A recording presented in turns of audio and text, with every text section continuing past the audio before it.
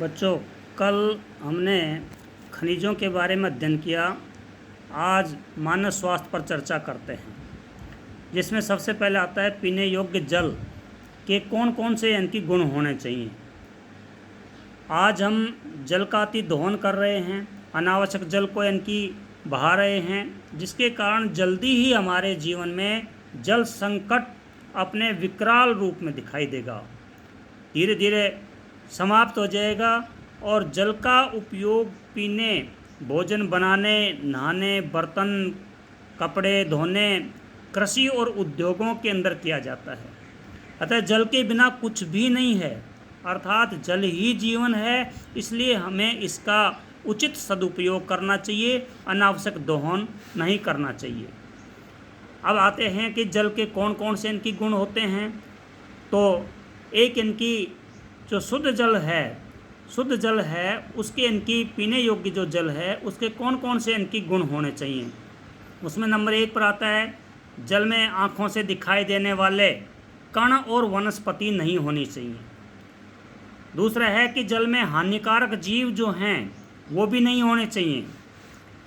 तीसरा जो है कि जल का पीएच जो है वो संतुलित होना चाहिए। शुद्ध जल का पीएच 7 होता है, इसलिए इनकी न अम्लीय होना चाहिए न क्षारीय होना चाहिए। जल का पीएच जो है वो संतुलित होना चाहिए, जो अम्लता और क्षारीयता का मापक है एक प्रकार से। ये जल में पर्याप्त मात्रा में ऑक्सीजन भी घुली हुई होनी चाहिए।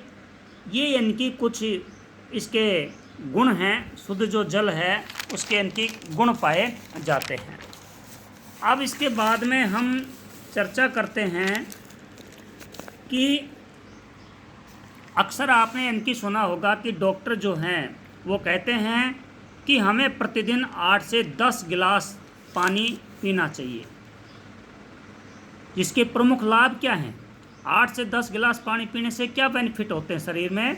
तो उसमें पहला बेनिफिट तो ये है, पहला लाभ है कि शरीर में रहने वाले जितने भी जहरीले जो पदार्थ हैं ज़्यादा पानी के सेवन करने से बाहर निकल जाते हैं।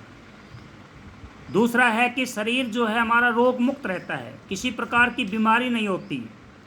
तीसरा है शरीर में चुस्ती और ऊर्जा बनी रहती है, हमेशा हम काम करने की इच्छा रहती है। चौथा है थकान का एहसास नहीं होता, बिल्कुल भी थकावट महसूस नहीं होती है। 5 नंबर पर है कि ज़्यादा पानी पीने से शरीर की रोग प्रतिरोधक क्षमता बढ़ जाती है, जिससे रोगों से हम लड़ सकते हैं, हम जल्दी से इनकी बीमार नहीं हो पाते हैं। छठा है कि ज़्यादा पानी पीने से हम रोग मुक्त रहते हैं। और 7 नंबर पर है शरीर को अनावश्यक चर्बी जमा नहीं होती। ज़्यादा पानी पीने से मोटापा जो है उसकी समस्या है वो कम रहती है, इसलिए ज़्यादा पानी का सेवन करना चाहिए। एलर्जी होने की संभावना नहीं रहती है। पेट, आंत और फेफड़ों के संक्रमण होने का भी भय नहीं रहता है। और ज़्यादा पानी पीने से पथरी होने की संभावना लगभग टल जाती है, होती नहीं है। साथ ही साथ सर्दी जुखाम जैसे रोग हैं उनके होने की संभावना भी बहुत कम रहती है। इसी प्रकार से यदि मान लेते हैं कि हम शुद्ध जल का सेवन नहीं करते हैं और दूषित जल का सेवन करते हैं, दूषित जल के सेवन करने से क्या दुष्प्रभाव दिखाई देते हैं? उसमें दूषित जल का यदि हम सेवन करते हैं तो हम अनेक बीमारियों से ग्रसित हो जाते हैं।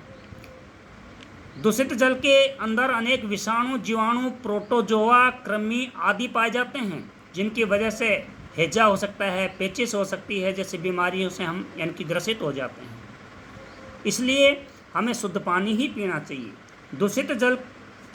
दूषित जल से वायरल संक्रमण भी होता है, और वायरल संक्रमण के कारण से हेपेटाइटिस, फ्लू, कोलेरा, टाइफाइड, पीलिया जैसी अनेक खतरनाक बीमारियां हो जाती हैं। दूषित जल का सेवन करने से आपने सुना होगा बाला या नारू रोग जो है, जिसका रोग जनक ड्रैकनकुलस मेडिनेंसिस होता है।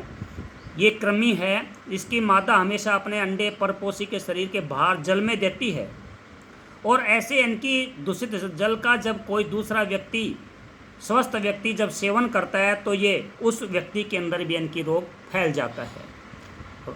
तो इसका रोकथाम और उपाय क्या किया जाए? पानी जो है उसको हमेशा उबाल करके ना, छान करके ना, ठंडा करके पीना चाहिए। तथा जितने भी जल के स्रोत हैं, टंकी, तालाब, इनकी समय समय पर सफाई करनी चाहिए, क्योंकि स्वच्छ जल है तो स्वच्छ कल है।